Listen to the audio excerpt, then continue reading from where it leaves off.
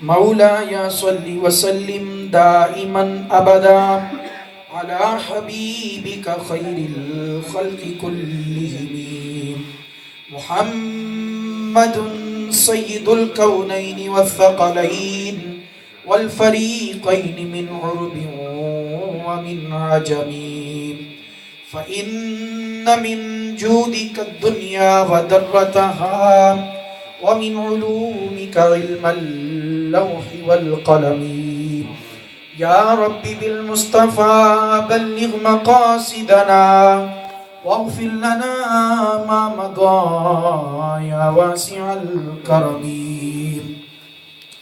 بلغ العلا بكماله كشف الدجى بجماله وخصاله صلوا عليه وآله يا صاحب الجمال ويا سيد البشر من وجهك المنير لقد نور القمر لا يمكن الثناء كما كان حقه بعد از خدا بزرگ توی قصہ مختصر.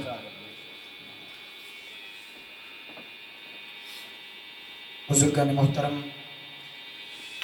معزز سامعین حضرات، میرے پیارے مسلمان بھائیوں، دوستوں اور بزرگوں، اللہ جل جلالہ و اتم برہانہ و اعظم شانہ و لا الہ غیرہ کی حمد و ثنا کے بعد، اور سید الرسل، ختم الرسل، مولا کل، سبحان اللہ، عالم کل، سبحان اللہ، خبیر کل، وارث کل، شہید کل، سبحان اللہ، سلطان کل، سبحان اللہ، معلم کل، سبحان اللہ، رازدار رب العلا، شب اسرا کے دولہ، سبحان اللہ، کل کائنات کے ملجا و مأوا، شافی روز جزا، نبی آخر الزمان، احمد مجتبی، سبحان اللہ، جناب حضرت محمد مصطفیٰ صلی اللہ علیہ وآلہ وسلم کی پاک بارگاہ میں ہدیہ درود و سلام عرض کرنے کے بعد، حضرات محترم، جیسا کہ آپ سب کے علم میں ہے، ماہ ربیع الاول شریف اپنے اختتامی مراحل میں ہے. یہ پورا ماہ مبارک حضور سرور کائنات، مفخر موجودات، احمد مجتبی جناب حضرت محمد مصطفیٰ صلی اللہ علیہ وآلہ وسلم کی ذکر پاک، آپ کی شان و عظمت، آپ کی ولادت کے تذکروں پر جمعۃ المبارک کے خطبات میں گفتگو ہوتی رہی. آج کے اس جمعۃ المبارک کے خطبہ سے میلاد شریف کی تعلیمات، ہم پہلے ذکر کر رہے تھے میلاد شریف کا، اور آج سے ہم میلاد شریف کی تعلیمات کیا ہیں. یعنی پہلے حضور کے آنے کا ذکر تھا، آج سے ہم جمعۃ المبارک کے آئندہ جتنے بھی ہوں گے انشاءاللہ العزیز 3-4 جمعۃ المبارک کے خطبات میں حضور جو لے کر آئے امت کے، پہلے ہم نے ذکر کیا حضور کے آنے کا، حضور کی آمد کا، حضور کی ولادت کا، آپ کی شان و عظمت کا، آپ کے کمالات کا. تو اب ہم ذکر کریں گے حضور جو امت کے لیے اللہ کی پاک بارگاہ سے لے کر جو تعلیمات لے کر آئے، ان تعلیمات کا ذکر کریں. کیونکہ اصل تو ہم صحیح پکے سچے امتی کہلانے کے حقدار تب ہوں گے کہ جب ہم حضور کی تعلیمات کو سنیں اور ان پر عمل کریں. اور صحیح معنوں میں حضور کا میلاد شریف تب منانے والے ہوں گے جب ہم حضور کی تعلیمات پر عمل کریں. اگر ہم صرف نعروں تک محدود رہے، ذکر تک محدود رہے، وہ برکات تو ہم نے حاصل کر لی لیکن حضور کو خوش نہیں کیا. حضور کو خوش کرنا ہے تو اس کا بہترین طریقہ یہ ہے کہ حضور جو امت کے لیے تعلیمات لے کر آئے، ان تعلیمات کو اپنایا جائے اور ان پر عمل کیا. اس لیے پہلے میلاد کا ذکر تھا، اب میلاد کی تعلیمات کا. پہلے حضور کے آنے کا ذکر تھا، اب حضور جو لے کر آئے ہم اس کا ذکر کرتے ہیں. اللہ تعالیٰ نے قرآن پاک کے اندر ارشاد فرمایا هو الذی ارسل رسولہ بالہدی ودین الحق لیظہرہ علی الدین کلہ ولو کرہ المشرکون. فرمایا کہ وہی ہے جس نے اپنے رسول کو بھیجا. اب دیکھیں قرآن کا اسلوب اور رب تعالیٰ نے بھی جو حضور کے میلاد شریف کا بیان کرنے کا جو انداز اپنایا وہ یہی ہے کہ پہلے حضور کے آنے کا ذکر کیا، پھر جو حضور لے کر آئے اس کا ذکر فرمایا، سبحان اللہ، تاکہ دنیا والے کو یہ پتہ چل جائے کہ میرے محبوب کے آنے کا کوئی نہ کوئی مقصد ہے. میرا محبوب ایسے نہیں آ گیا بے مقصد یا بلا وجہ نہیں آیا، میرا محبوب کوئی دنیا میں مقصد لے کر آیا. وہ مقصد کیا ہے؟ اللہ تعالیٰ فرماتا ہے والذی ارسل رسولہ، وہی ہے جس نے اپنے رسول کو بھیجا بالہدا، ہدایت دے کر. سبحان اللہ، یعنی محبوب رب کی بارگاہ سے ہدایت کے خزانے لے کر آئے. محبوب رب کی بارگاہ سے ہدایت کے خزانے لے کر آئے. ودین الحق، اور سچا دین لے کر آئے. فرمایا وہی ہے جس نے اپنے رسول کو بھیجا ہدایت دے کر اور سچا دین دے کر، سچا دین دے کر. اس کے بعد فرمایا ولو لیظہرہ علی الدین کلی. فرمایا یہ دو چیزیں، ہدایت اور سچا دین، جس نے سچے دین کو اپنا لیا اور اس دین کو اپنی ذات میں نافذ کر لیا، جیسا کہ قرآن پاک کے دوسرے مقام پر اللہ تعالیٰ نے فرمایا یا ایھا الذین آمنوا ادخلوا فی السلم کافہ، اے ایمان والو تم اسلام میں پورے داخل ہو جاؤ، اسلام میں پورے داخل ہو جاؤ، اس انداز سے کہ اسلام تمہارے اندر داخل ہو جائے، اسلام تمہارے ظاہر و باطن میں داخل ہو جائے، اسلام کے رنگ کو اپنے اوپر چڑھا لو. جب یہ کیفیت ہو جائے گی تو پھر فرمایا لیظہرہ علی الدین کلی، پھر یہ دین حق دنیا کے تمام دینوں پر غالب آ جائے گا. ٹھیک ہے، یہ مقصد لے کر آئے. فرمایا ولو کرہ المشرکون، اگرچہ یہ بات مشرکین کو اچھی نہ لگے. اس لیے اگر مسلمان آج اسلام کی تعلیمات کے مطابق چلتے ہیں تو مشرکین کو یہ اچھا نہیں لگتا، کفار کو یہ اچھا نہیں لگتا کہ یہ اپنے دین پر چلیں.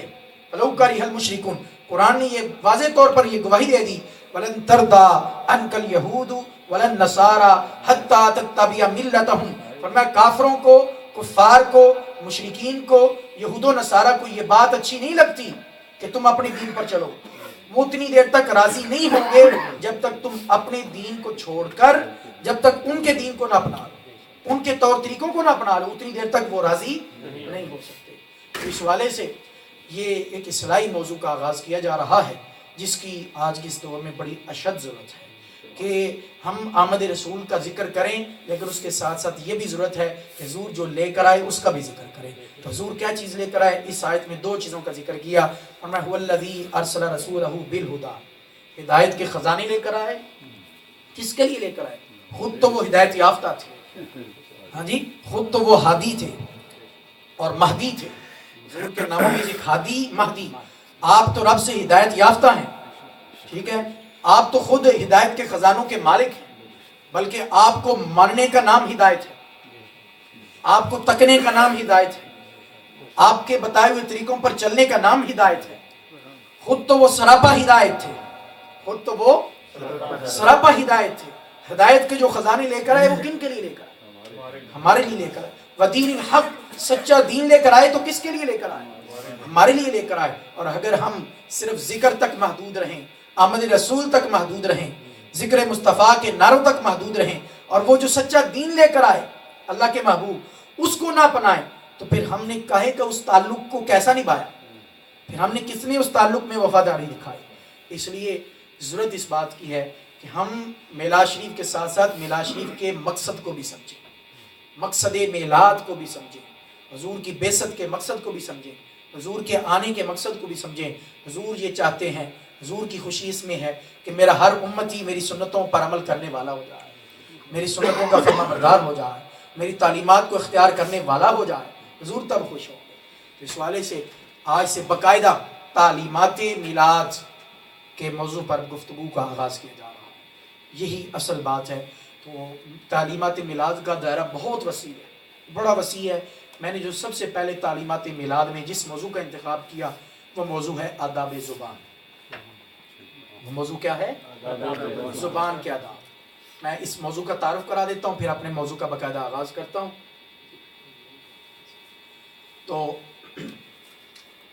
آداب زبان میں سب سے پہلے یاد رکھیں زبان کا معاملہ انتہائی نازک ہے. زبان کے استعمال کا معاملہ انتہائی نازک ہے.